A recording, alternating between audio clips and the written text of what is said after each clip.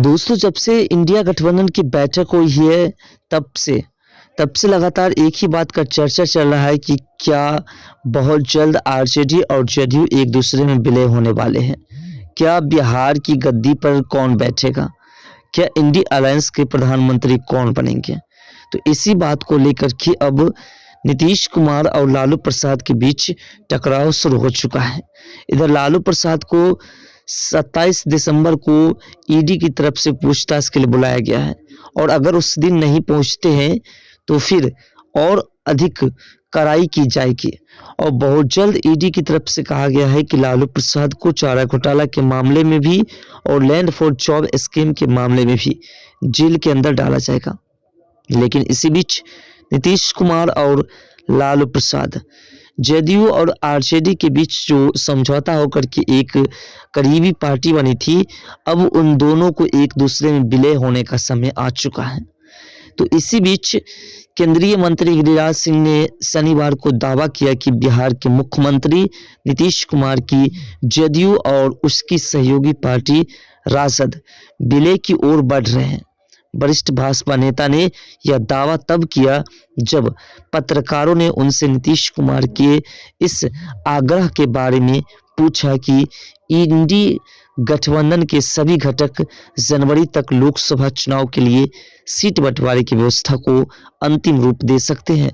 यानी कि जब पत्रकारों ने पूछा कि क्या लालू प्रसाद से पूछा कि क्या जब इंडी अलायंस के तमाम नेता बैठक करते हैं तो क्या वो ये डिसाइड कर पाएंगे कि किस जगह की सीट पर कौन चुनाव लड़ेंगे।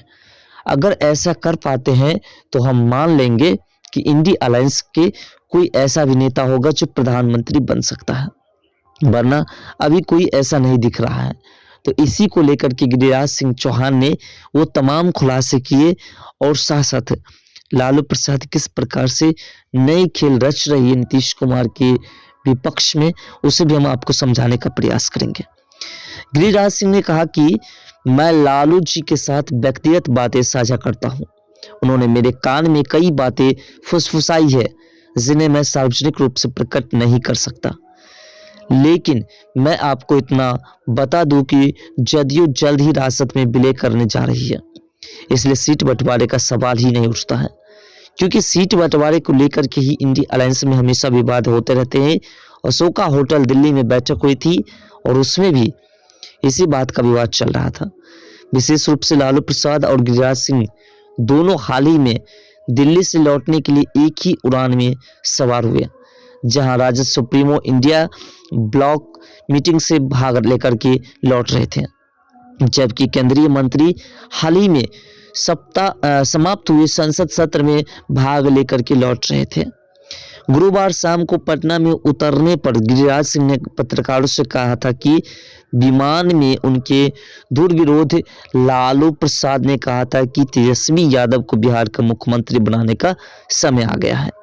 तो देखिए, नीतीश कुमार के साथ तो जायती होंगे। नीतीश कुमार को किसी न किसी तरीके से लालू प्रसाद पटक करके और अपने बेटे को बिहार की गद्दी पर बिठाना चाहते हैं और इसीलिए लालू प्रसाद किसी भी तरीके से इंडिया गठबंधन में नीतीश कुमार को कुछ देर के लिए प्रधानमंत्री का चेहरा बताते हैं, लेकिन अंदर ही अंदर वो मल्लिकार्जुन खड़गे को इंडी अलायंस का प्रधानमंत्री बनाना चाहते हैं। ये बातें गुप्त रूप से रखी गई है, यानी कि एक ऐसा गणित तैयार कर लिए हैं लालू प्रसाद, क्योंकि सभी को पता है कि लालू प्रसाद को बहुत जल्द जेल जानी पड़ेगी। इसलिए लालू प्रसाद ने एक ऐसा गणित तैयार कर लिया है जिसके तहत नीतीश कुमार को ना बिहार की गद्दी पर बैठने देंगे और ना ही केंद्र की गद्दी पर, बल्कि उसका पत्ता पूरी तरह से साफ कर देंगे।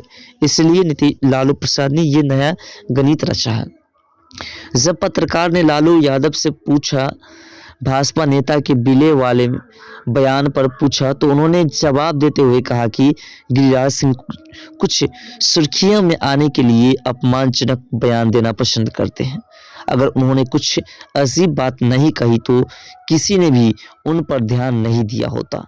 गिरिराज सिंह की चर्चा न करे, वह टीआरपी के शौकीन है। वो ऐसी बातें कहते हैं और कहते रहेंगे जो उनका ध्यान खींचने में मदद करती है।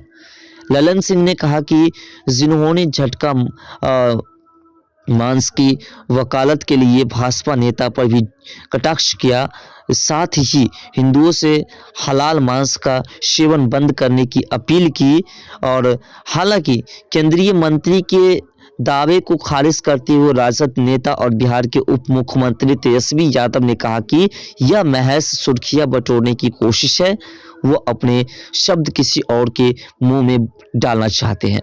लेकिन प्रश्न यही है कि क्या ये बात सत्य है कि लालू प्रसाद हो या उसके बेटे हो या नीतीश कुमार हो।